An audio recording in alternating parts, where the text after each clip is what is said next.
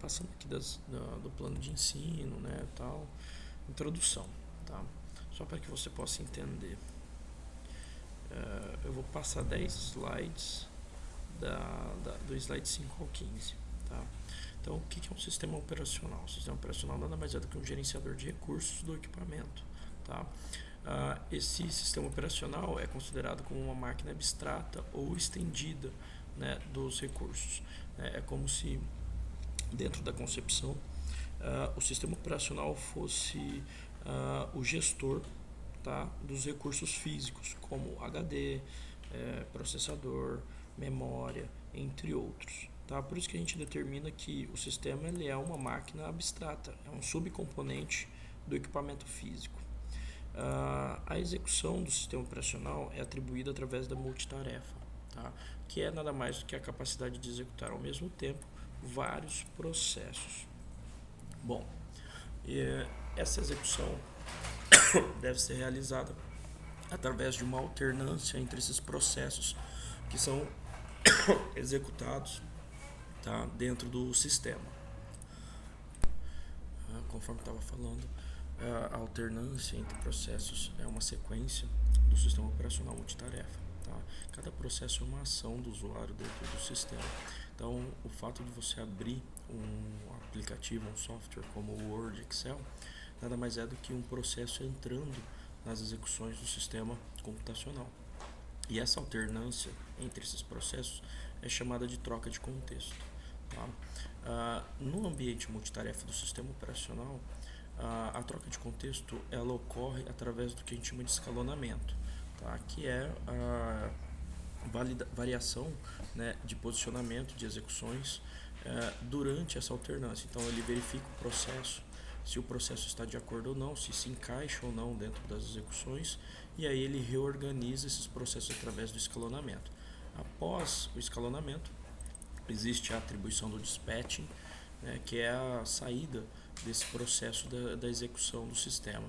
E assim a gente tem o que a gente chama de execução concluída. Tá? Aqui é um exemplo, né, de uma simulação visual, é um gráfico de execução de um fluxo do sistema operacional. Então o processo ele entra como novo, ele é admitido pelo sistema, né? Quando a gente fala processo é a execução, é o software, o aplicativo, né? A instrução computacional. Quando ela é admitida como pronto, ela fica nesse status aguardando, né, a chamada, tá, do sistema operacional. A hora que ele entende que está em execução, que está indo para a execução, então ele passa para o status de executando ou rodando, né, ou correndo. Durante essa execução pode haver uma interrupção e ele volta para o estado de pronto, como também ele pode vir para o estado de aguardando, tá?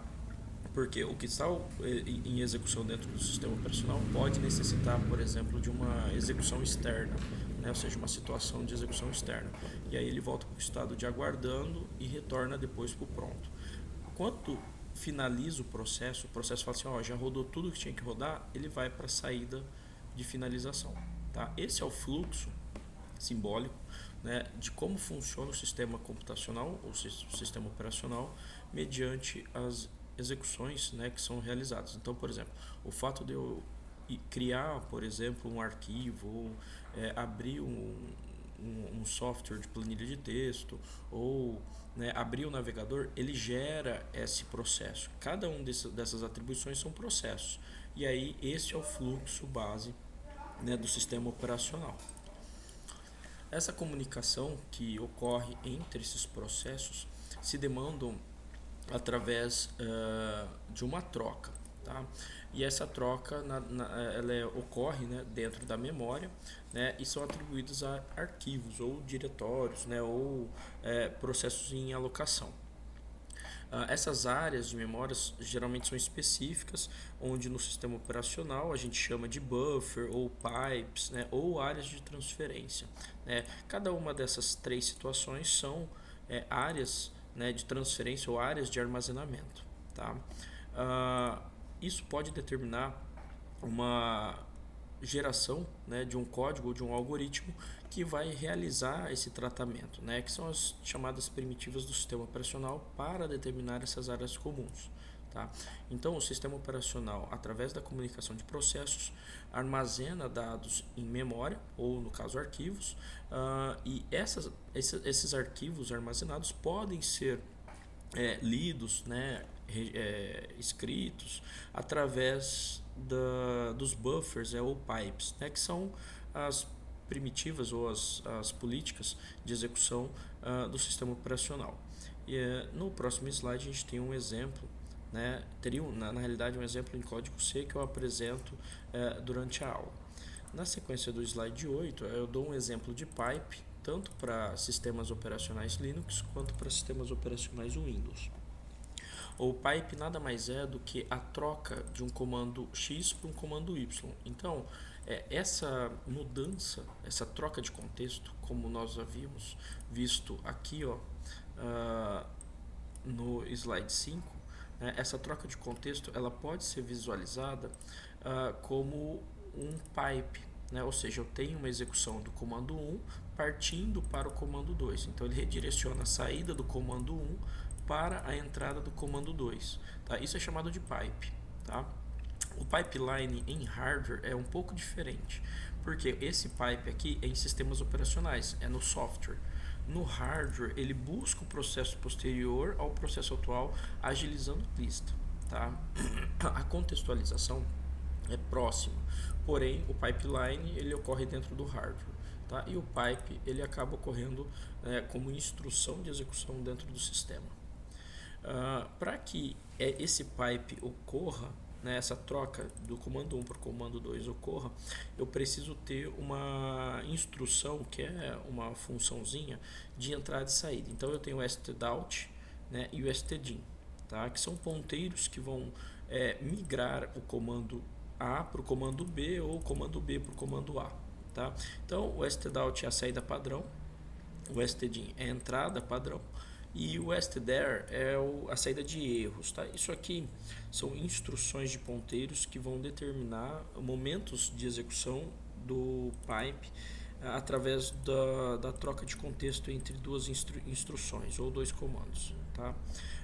E através disso eu tenho a área de memória do próprio sistema operacional, que são as áreas de transferência de dados, né, de entrada e saída entre esses processos. Tá? Lembrando que o comando 1 e o comando 2 são processos do sistema operacional.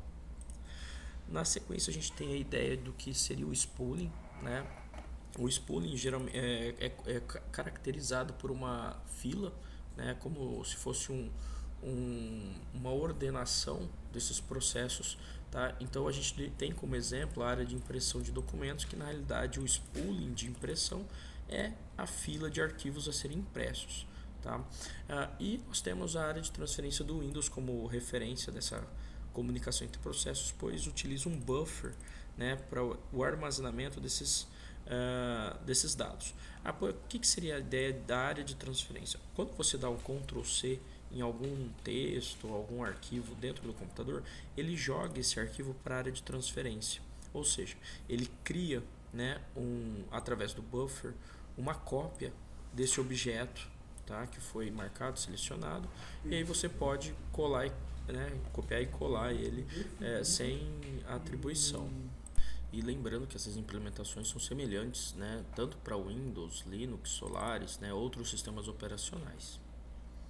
Bom, na sequência a gente tem aqui, né, uma demonstração desses pipes remotos, ou seja, dessa execução do comando 1 para o comando 2, tá, no Linux. O que acontece? Aqui eu tenho um pipe remoto, ou seja, eu tenho uma máquina, um computador 1 aqui e um computador 2. Pode acontecer dentro dos pipes remotos de eu instruir que o comando 1 finalize e start remotamente a máquina 2. Tá? E aí essa troca de contexto ela é remota. Tá? É só uma explicação que o mesmo contexto de troca de uma máquina só dá para ser executada em mais de uma máquina. Tá? Então, através do Linux, a gente tem uma execução remota desse pipe de processos. Bom, nós temos alguns problemas, né, com essa comunicação. onde suponha a seguinte situação: dois processos necessitam gravar dados em uma mesma área da memória, ou seja, você tem dois softwares, como por exemplo o Word e Excel, que estão tentando gravar informações no mesmo local de memória. Tá? Isso é uma problemática porque não pode, né? Não tem como, a memória ela é física, né? Então não tem como no mesmo espaço conter mais de uma informação de dois processos. Tá? Então, nessa contextualização, né, o que acontece se ambos acessarem simultaneamente essa memória? Né? O que vai acontecer é que vai ocorrer uma inconsistência do valor, tá, dessa informação. É como se duas pessoas quisessem guardar no mesmo espaço dois objetos. Né? Então, não tem como. Isso gera uma inconsistência de saber aquilo que está armazenado é do fulano ou do ciclano. Tá? E aí, com isso, a gente tem que o valor final dessa variável, né, o conteúdo do arquivo, ficará para quem? Né? Quem dos processos será dono desse valor armazenado? Né? Essa é o que a gente tem de problemática durante essa troca. Só que nessa contextualização a gente encontra o que a gente chama de condição de corrida, né? Porque essa problemática ela gera essa situação de conflito. Então, a condição de corrida é aplicada em situações que geram essa conflitância entre processos que tentam acessar o mesmo endereçamento. Ou seja, é uma condição gerada pela seção crítica, tá? Que é uma área durante o processo, tá? Tanto que essa troca de contexto ela gera uma seção crítica, tá? Um momento crítico, ou no caso chamado de região crítica. E isso contextualiza na falha do sistema, que geralmente é ocorrida em sistemas de multitarefa ou sistemas distribuídos. Tá? Um sistema multitarefa é um sistema que pode realizar várias tarefas. E um sistema distribuído é um sistema que está distribuído entre várias máquinas. Tá? E a gente tem a ideia da seção crítica, né, ou região crítica. Tá? Que nada mais é do que a interseção, né, ou seja, o momento em que os processos tentam acessar o mesmo endereçamento. Então aqui tem um exemplo, tá? Durante essa problemática, o processo A, por exemplo, o Word e o Excel, estão tentando salvar o valor 7 dentro da posição 4 da memória. E aí de quem vai pertencer esse valor? Do Excel ou do Word? Qual que é a relação aqui? Essa é a seção crítica, esse momento crítico de definir. Mas o sistema não pode permitir isso. Tá? Com isso a gente tem algumas necessidades, que são as sincronizações. Tá? Que nada mais é do que um mecanismo. Tá?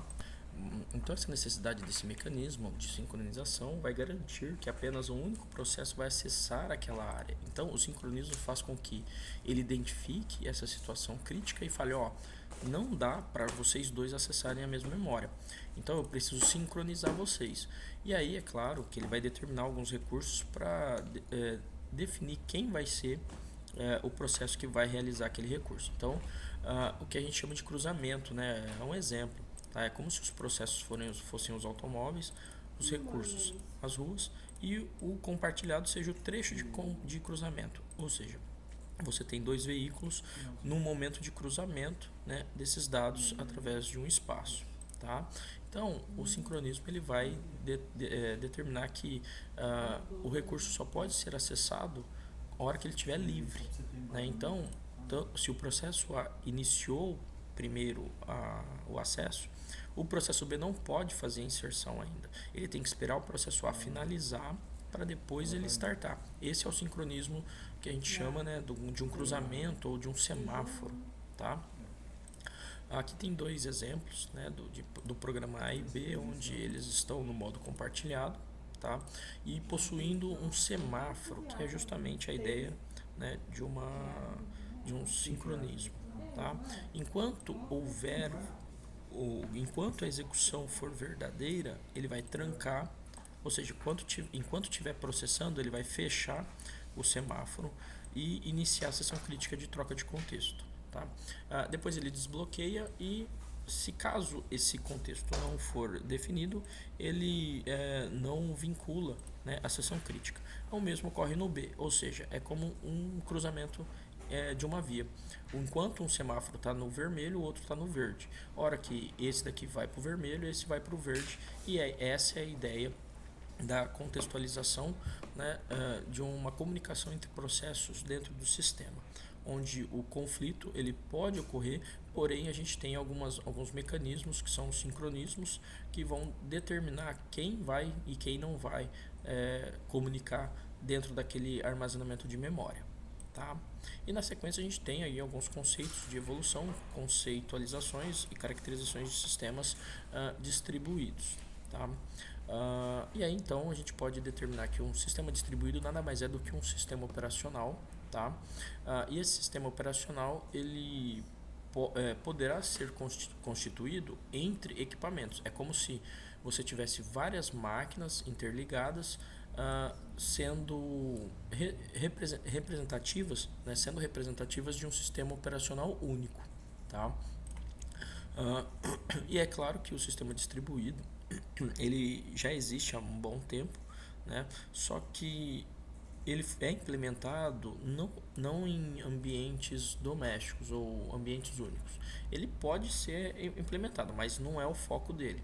Tá? Então, geralmente ele vai para o meio acadêmico, em servidores, né, na parte de comércio, quando você tem um sistema integrado de softwares que vão gerir o comércio, na área da indústria, onde você tem softwares que interligam setores, né, de produção, e em residências, quando em algum momento você precisa, por exemplo, de um nível maior de processamento, mas é bem menos, a ocorrência é bem menor aqui do que nos demais.